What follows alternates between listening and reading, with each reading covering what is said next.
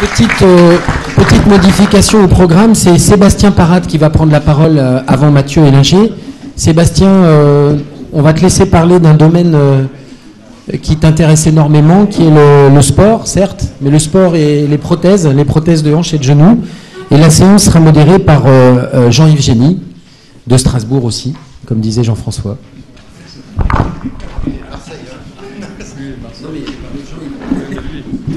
Mais Sébastien est marseillais, oui, comme vous allez l'entendre. Merci beaucoup François, c'est un grand honneur d'être ici cet après-midi. Merci également à vous Monsieur le Président et merci à vous tous de nous accueillir. Alors l'histoire a commencé quand mon patron m'a dit « Seb, t'aimes bien le sport toi ? Donc tu vas travailler un peu sur sport et prothèse ». Quand j'ai commencé à dire ça autour de moi, on m'a dit « Mais dis-moi, sport et prothèse c'est incompatible, c'est pas la peine, tu te trompes ». Donc j'ai regardé un petit peu la pratique orthopédique et si vous voyez les courbes qui sont présentes sur ce schéma, vous voyez une courbe exponentielle attendue pour les prothèses totales de genoux, avec en 2030 fois 400 en termes d'augmentation. Donc ça, ce sont les perspectives américaines, mais en Europe, on suit les mêmes courbes, et la hanche va augmenter de façon moindre, mais va augmenter quand même. Nous avons la chance d'avoir dans la salle Henri Judet qui est là pour nous parler de... Thierry Judet qui est là pour nous rappeler la prothèse totale de hanche et toutes les innovations de ce siècle dernier avec les évolutions de cette prothèse totale de hanche qui a été considérée dans le Lancet comme l'opération du siècle. Alors tout ça, ça a bien évolué, les prothèses de genoux ont évolué aussi, et on s'aperçoit qu'on opère de plus en plus des patients qui sont les baby-boomers. Cette génération qui a explosé dans les années 50 avec, malgré quelques titres alléchants de la littérature, et j'ai travaillé à la Mayo Clinique pendant 1 an, et ils ne sont pas capables de traiter l'arthrose là-bas non plus, hein. Malgré quelques titres alléchants de la littérature de Holdegard, eh bien on n'arrive pas à traiter l'arthrose. Donc on va devoir traiter de plus en plus de patients qui vont arriver à l'âge de la retraite en nous disant « Docteur, moi j'ai attendu toute ma vie pour faire du sport, j'ai beaucoup travaillé, j'avais pas le temps, donc maintenant je veux faire du sport, donc débrouillez-vous ». Et ça, c'est quelque chose qui est une réalité du quotidien. C'est quelque chose qu'on entend tous les jours à la consultation dans notre chirurgie qui est fonctionnelle. Certes, on ne sauve pas des vies, mais on essaye d'améliorer la qualité de vie des patients. Et on a bien montré ça dans cet article. Au début, quand les prothèses sont arrivées, on voulait soigner la douleur, traiter ces patients pour qu'ils aient moins mal. Ensuite, on a voulu leur redonner de la mobilité. Et puis, de plus en plus, ces patients sont devenus exigeants, ils voulaient faire du sport. Et c'est aujourd'hui une réalité, c'est quelque chose qu'on doit prendre en considération. La question, c'est quel sport, comment, à quel rythme, avec quel risque. C'est la question des patients, du chirurgien, des médecins traitants, des médecins du sport. Mais en pratique, le patient il nous dit « Docteur, je vais pouvoir refaire du sport comme avant ». Et là, je vous alerte là-dessus parce que le problème est l'interprétation du « comme avant ». Qu'est-ce qu'attend le patient de sa prothèse? C'est quelque chose qui est fondamental et qu'on n'avait pas en considération avant. Puis nous, en tant que chirurgien, on se dit « Oh là là, non, il ne faut surtout pas qu'il fasse du sport, il va tout casser. On va être obligé de le reprendre ou de lui mettre une plaque, comme va montrer Mathieu tout à l'heure. C'est quelque chose qui est difficile. » Alors, si on regarde un petit peu quelles sont les recommandations aujourd'hui, Julien vous en a parlé tout à l'heure, il n'y a quasiment rien dans la littérature, très peu d'articles pour nous donner des preuves scientifiques de ce que l'on doit faire et ne pas faire. La Knee Society et la Hip Society, la Société américaine de chirurgie de la hanche et du genou, se sont mis ensemble pour essayer de trouver des recommandations. Ils ont demandé à leurs 200 membres « Que recommandez-vous » Donc ça a donné lieu à un article avec « Vous avez le droit de faire du golf, vous avez le droit de marcher », mais en gros c'était ça. Donc en France, on s'est posé la question et on a fait un questionnaire aux 100 membres de la Société française de chirurgie de la hanche et du genou. Et ces 100 membres ont répondu, vous voyez, avec autorisé, ça voulait dire que on avait un consensus, donc plus de 80% des membres autorisaient cette pratique, avec, vous voyez ici, plus de 50% des membres autorisaient cette pratique, avec, vous voyez en vert, la marche à plat, la marche dans les escaliers. Alors Julien dirait, mais c'est pas du sport, c'est juste de la marche et de l'activité physique et de loisirs.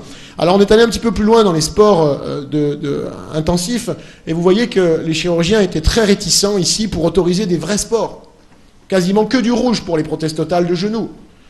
Qu'en était-il pour les prothèses totales de hanche? Eh bien, de la même façon, on pourrait s'attendre qu'il y ait plus de souplesse, mais non, nos confrères chirurgiens français étaient très réticents pour laisser leurs patients faire du sport. Donc avec à chaque fois une forme de protection des patients pour que ces derniers ne fassent pas de sport. Et vous voyez ici ces activités. Le ski était autorisé sur de la neige damée, mais c'est tout. Le tennis en double uniquement, mais tout le reste était interdit par nos confrères chirurgiens. Alors ça, c'est ce que les chirurgiens interdisent. Premier message, les chirurgiens sont très prudents par rapport à ça. Mais est-ce en relation avec ce qu'attendent les patients? Est-ce en lien avec ce qu'attendent les patients? Alors, je vais vous montrer cette série de Michael Mount, où il a demandé à des joueurs de tennis professionnels ce qu'ils voulaient faire quand ils avaient été candidats pour une prothèse totale de hanche. Eh bien, on s'apercevait que 21% des patients avaient fait leur prothèse pour continuer à jouer, alors que seulement 14% des chirurgiens avaient autorisé leurs patients à jouer. Ça veut dire qu'il y en a qui avaient menti. Il y a des patients qui avaient menti à leur chirurgien. Et en fait, leur raison, leur motivation principale était la reprise du tennis, mais ils ne l'avaient pas dit à leur chirurgien. Premier constat, les patients en attendent beaucoup et sont capables de mentir pour se faire opérer, pour pouvoir refaire leurs activités physiques et de loisirs. D'où l'importance de bien connaître ce que font vraiment les patients. Ici, c'est une vidéo d'un patient qui a eu une gonarthrose post-traumatique avec une destruction importante du genou. Et après une fracture, et donc j'ai fini par lui mettre une prothèse totale de genou. Et c'est la vidéo qu'il m'a envoyée l'hiver dernier au ski. Il est président du club de ski, d'une station. Il est jeune, dynamique. Et vous voyez son genou avec un lambeau. On avait besoin de faire appel au plasticien pour couvrir ce genou du fait d'un traumatisme très important, avec initialement un sepsis. Et finalement, il s'en sort pas trop mal. Vous voyez qu'il n'a pas une mobilité exceptionnelle, mais il est capable de skier dans de la poudreuse avec une fonction tout à fait satisfaisante. Donc ça, c'est la réalité. Et ça, c'est un peu, j'ai envie de dire, l'histoire de chasse. Qu'en est-il au niveau des statistiques? Eh bien, j'ai commencé à travailler avec Diane Dam, qui est à la Mayo Clinic, qui est responsable du département de Sport Medicine à la Mayo Clinic, et qui avait fait une étude sur que faisaient les patients après prothèse totale de genou à cette époque, sur plus de 1500 patients. Et vous voyez que 17% étaient engagés dans des sports non recommandés, à impact, comme du football américain, comme du baseball, comme du basket, des choses qui ne sont absolument pas recommandées. Dans le service, on s'est posé la question. Je vous ai dit qu'il était important de se demander pourquoi les patients se font opérer. Eh bien, on adopte ce principe avec, au lieu de décider ce qui est bon pour les patients, demandons-leur. Et voyez, on analyse la qualité de vie de nos patients, la qualité de vie sportive, et on a rapporté ça dans le Clinical Orthopedics sur une série de plus de 520 patients. Vous voyez, avec une demande sur que faites-vous. Donc, il y avait plus de 82% des patients engagés dans des activités physiques et sportives avec un délai de retour de 6 mois. Et vous voyez que les activités pratiquées étaient variables et que, plus important, 72% des patients retrouvaient un niveau supérieur à leur niveau préopératoire. Et, une chose intéressante, environ 15% des patients étaient déçus. Donc ça, c'est quelque chose de très important pour l'annonce et l'information aux patients. Vous voyez que les sports étaient variés, encore une fois. La plupart du temps, de la randonnée, de la natation, mais on retrouvait pas mal de golf et de vélo. Ce qui est également une réalité de la pratique sportive d'un patient entre 60 et 75 ans. On avait travaillé également sur est-ce qu'un patient peut vraiment faire du sport? Et la conclusion de cet article était que ce qui allait déterminer si le patient allait refaire du sport ou pas, c'était sa motivation à refaire du sport. En gros, un patient déterminé, qui a envie de refaire du sport, va refaire du sport. Même si parfois la fonction est moins bonne qu'un autre patient qui est moins motivé. Donc, premier élément, l'attente des patients et la motivation des patients est quelque chose de fondamental dans le sport et prothèse. Nous avions voulu vérifier cette hypothèse dans les prothèses totales de hanche avec plusieurs questions sur ce que faisaient vraiment les patients 10 ans après prothèse totale de hanche. Donc, on a publié cet article dans le Bone and Joint Journal au mois d'août dernier avec une série de plus de 800 hanches sur 746 patients, des questionnaires. On demandait aux patients ce qu'ils faisaient. Vous voyez qu'un recul moyen de 8 ans, eh bien, ils avaient un score UCLA, qui est l'Université de Californie à Los Angeles, qui grade en fait l'activité sportive des patients. 7 correspond à une activité physique régulière, pluri-hebdomadaire. Et vous voyez que la plupart des patients étaient engagés dans quelque chose de physique avec un score UCLA supérieur à 7 pour 42% des patients. Encore une fois, quelles sont les activités? Eh bien, vous voyez que c'est très varié et il n'y a pas que la randonnée et la natation. Il y a beaucoup de sports pratiqués par ces patients. Chose intéressante, on s'est posé la question de combien de patients avaient oublié leur hanche pendant ces activités sportives.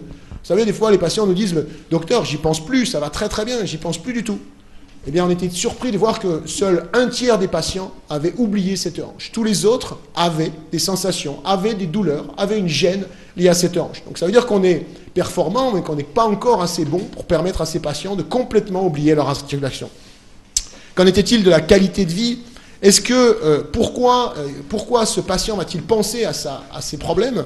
Eh bien, je mets ça en évidence, en avance, pour que vous voyez que les deux principaux éléments qui vont faire que le patient va être limité, c'est la peur de la luxation. qui est souvent entretenu par le chirurgien en disant attention, attention, attention, ne luxez pas votre prothèse, et par l'information commune. Et la deuxième chose, c'est d'épargner sa prothèse. Et ça également, c'est une information qui a été donnée par le chirurgien. Ça veut dire que les deux éléments qui vont limiter le plus le patient sont des éléments psychologiques et pas forcément des éléments fonctionnels. Donc ça, c'était un élément très important à prendre en considération. Vous voyez que les éléments physiques étaient des éléments qui venaient en second plan, tels que l'âge, les douleurs étaient en second plan par rapport à ces éléments psychologiques. Quels étaient les facteurs prédictifs de satisfaction de ces patients? Eh bien, un patient est content après une chirurgie fonctionnelle en chirurgie orthopédique prothétique du membre inférieur quand on a répondu à ses attentes. Vous allez me dire, mais comment on connaît ces attentes? Eh bien, c'est notre grosse problématique aujourd'hui en chirurgie orthopédique de la hanche et du genou, c'est de comprendre ce que veut vraiment faire un patient quand il vient se faire opérer et qu'il s'assoit en face de nous dans une salle de consultation. C'est quelque chose qui peut paraître évident, mais on a du mal à l'apprécier encore. Donc le message numéro 2, c'est que le sport après une prothèse, c'est une réalité. Les patients font du sport. 30% arrivent à oublier leur hanche pour les prothèses totales de hanche. C'est beaucoup et c'est peu. Ça dépend si on regarde le verre à moitié vide, à moitié plein, mais on a encore de gros efforts à faire. Alors la question qu'on se pose tous, et que vous allez tous me poser, mais est-ce que c'est pas nocif pour la prothèse de faire du sport? Est-ce qu'ils vont pas tout casser, tout détruire? Est-ce qu'on va pas en venir aux radios qu'on a vues tout à l'heure? Eh bien, c'est la question qu'on s'est posée avec essentiellement l'usure des matériaux, du couple de frottement. On a entendu dire tout à l'heure qu'il n'y avait pas de couple idéal. Eh bien, ça reste vrai, malheureusement, pour la chirurgie de la hanche et du genou, et il y a toujours des phénomènes d'usure. Comment on peut apprécier cela pour les patients sportifs? Eh bien, on peut faire des modélisations telles qu'on fait au niveau du laboratoire de biomécanique dans l'Institut du mouvement dans lequel je travaille, avec des tests de science qui permettent de réaliser des modélisations. On reconstruit en 3D des modèles de prothèses totales de hanche ou de tibia ou de fémur pour aller analyser les contraintes en éléments finis, in vitro, sur ces potentiels risques liés à l'activité sportive, avec, vous voyez, en fonction de la position des implants et en fonction de l'activité pratiquée, eh bien, on va pouvoir calculer le risque estimé. Ça, c'est bien, mais c'est in vitro. Alors d'autres sont allés plus loin, avec des modèles mathématiques appliqués à l'in vivo.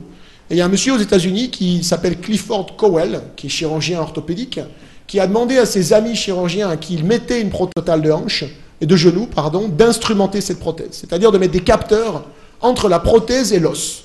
Donc il a fait ça que sur des chirurgiens. Il y a 5 patients qui ont accepté, 5 patients et 5 chirurgiens qui ont accepté.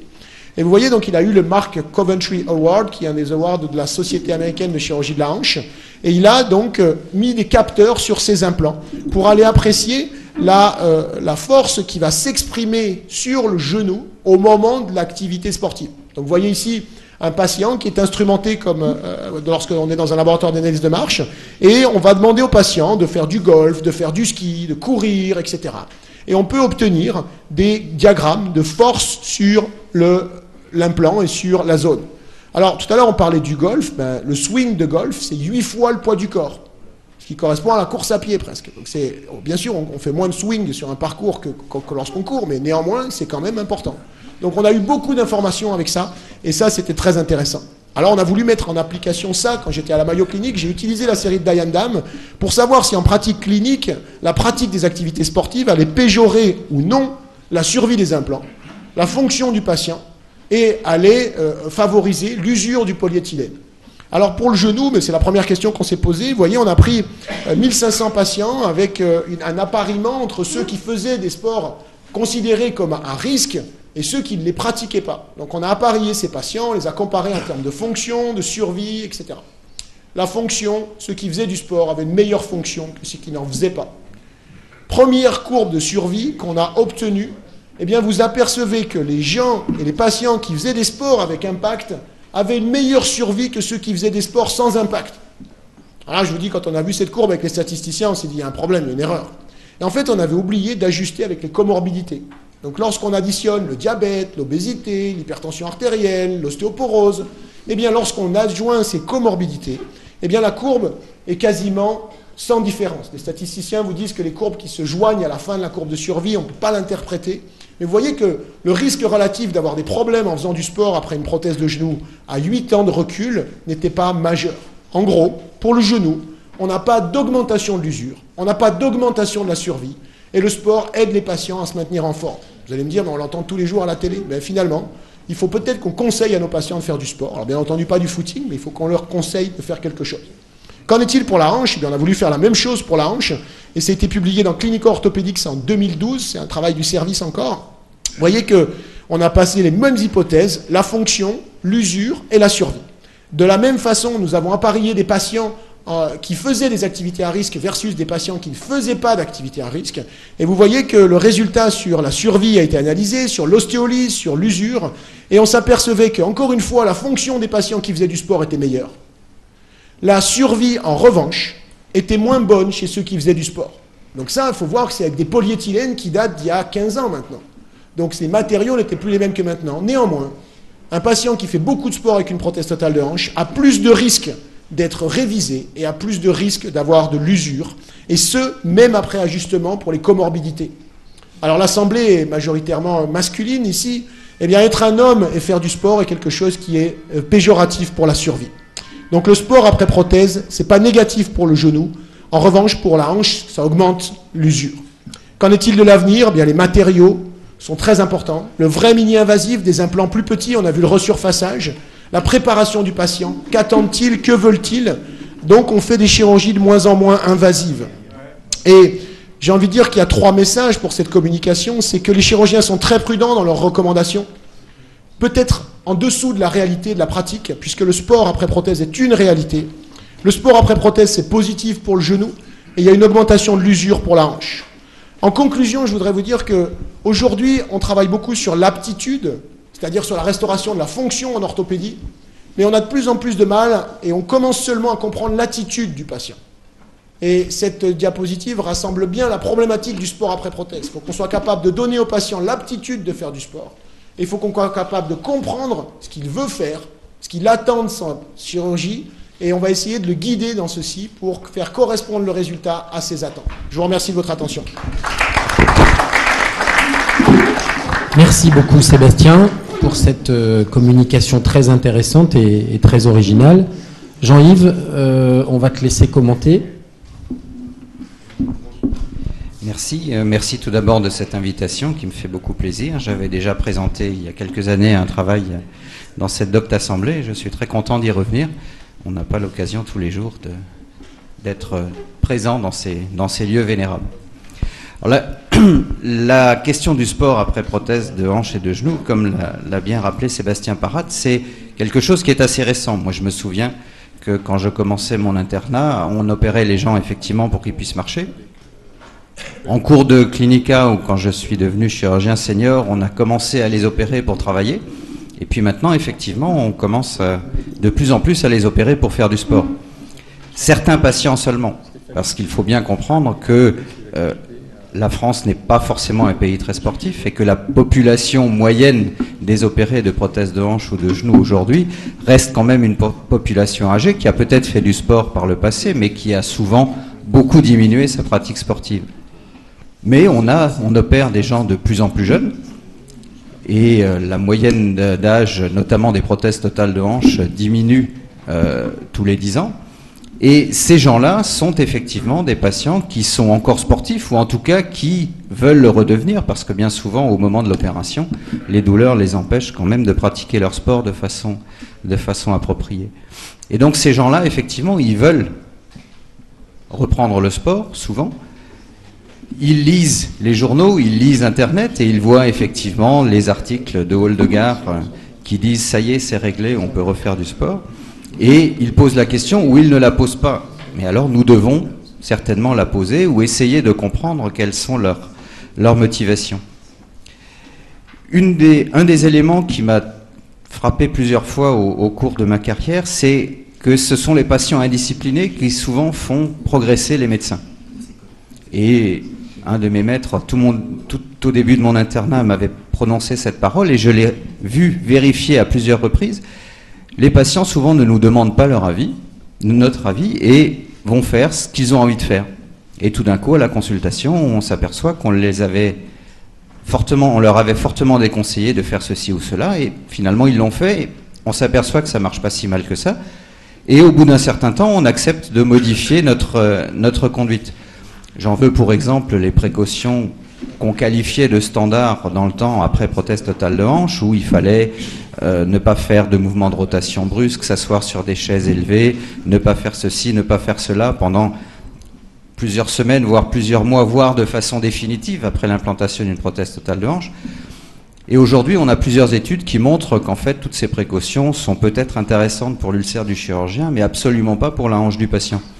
Et nous avons, pour notre part, complètement supprimé toutes ces précautions. Et finalement, les patients ne se luxent pas plus ou pas moins, avec ou sans précaution. Donc, effectivement, j'aurais tendance à dire, comme tu l'as bien précisé, que le barrage est peut-être beaucoup plus du côté du chirurgien que du côté du patient. Et nous vivons sur ce que nos anciens nous ont appris, d'être prudents, d'être raisonnables.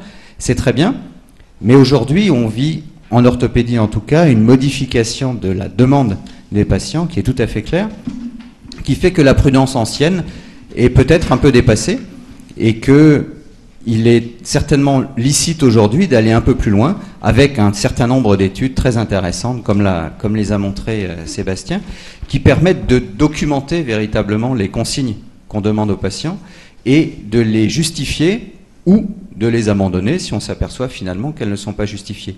Et l'impression que j'ai depuis 10 ans, c'est que à peu près toutes les précautions qu'on prenait dans le temps parce qu'on était persuadé que c'était logique et que c'était raisonnable, eh bien finalement on les laisse tomber de plus en plus et on en arrive maintenant à faire des prothèses de hanche et de genoux en ambulatoire en disant aux patients mais faites ce que vous voulez, de toute façon on n'a pas besoin de grand chose. On est même en train de discuter sur l'utilité de la rééducation après prothèse de genoux qui pour l'instant jusqu'à présent est quand même un dogme assez bien ancré dans l'esprit des chirurgiens orthopédistes en tout cas en France. Donc je trouve très intéressant d'aborder ces questions, mais je pense effectivement que c'est probablement à nous de faire la majeure partie du chemin psychologique pour accepter que finalement nos patients, ils veulent utiliser leur prothèse comme s'ils n'avaient pas été opérés. Et ma foi, s'ils sont réopérés peut-être 1 an ou 2 ans plus tôt parce qu'ils ont fait du sport que s'ils n'en avaient pas fait, mais qu'ils ont bien profité et qu'ils étaient heureux avec leur prothèse, bien ma foi, je ne suis pas sûr que nous soyons perdants. Tout à fait. Je pense que c'est effectivement la vision qu'on a tous. La satisfaction du chirurgien, c'est une chose. C'est maintenant la satisfaction du patient qui nous intéresse et ce qu'il peut faire avec ses prothèses. Y a-t-il une question dans la salle? Oui, monsieur. Oui, je voudrais tout d'abord vous féliciter parce que c'était un travail très sérieux, très solide, très appuyé sur les résultats. Et dans le passé, quand on parlait du sport dans les prothèses, il y avait beaucoup de romantisme, alors que là, on a eu des faits précis. J'ai quand même une question, parce que ce qui fait peur quand on fait du sport, c'est le traumatisme. Vous ne parlez pas du tout de ces traumatismes sur prothèse. Je pense que lorsqu'on a un traumatisme sur prothèse, que ce soit la hanche, que ce soit le genou, c'est quand même relativement grave, difficile à réparer. Je pense que ça pose des problèmes. Et vous ne parlez pas non plus des luxations. Tout à fait. Je ne l'ai pas évoqué parce que, avant de commencer ces travaux et ces analyses de série, je pensais exactement de la même façon que la fracture survenant pendant l'activité sportive allait être un des principaux problèmes. Il s'avère que dans la série de la Mayo Clinic, dans la série de hanches que l'on avait, le taux de fracture était inférieur à 1%. Donc finalement, un taux de fracture faible lorsqu'on compare au taux de fracture de la population du même âge pratiquant une activité sportive. C'est-à-dire qu'un patient qui a une prothèse peut très bien se fracturer lors d'un traumatisme des activités sportives, comme un patient qui n'a pas de prothèse. Et les matériaux, et Mathieu va en parler tout à l'heure, je pense, les matériaux dont on dispose aujourd'hui pour traiter les fractures périprothétiques se sont énormément améliorés sur des patients qui ont des os finalement assez solides parce qu'ils font du sport. Et donc, les fractures n'étaient pas dans nos séries une vraie problématique. De la même façon, les luxations, bien étonnamment, on n'a pas observé dans les séries un taux de luxation supérieur au taux de luxation de la littérature pour les patients du même âge, voire même inférieur. Peut-être parce que les patients sont plus musclés et qu'ils ont une meilleure contrôle, et ils ont un meilleur contrôle proprioceptif sur leur hanche ou sur leur genou. Donc c'était finalement... c'est exactement. Exactement. Oui, et finalement, on était surpris de constater la même chose, c'est que les fractures et luxations étaient moindres quasiment que dans la population standard, en fait. Monsieur Chapuis. J'ai une question. Y a-t-il des études sur l'aptitude ou le souhait ou l'activité sportive chez les patients qui ont subi non pas seulement une prothèse de hanche, mais éventuellement 2 prothèses et des prothèses de genoux. Est-ce qu'on a une information à ce sujet? Alors, c'est une excellente Attention question. à ce que tu réponds.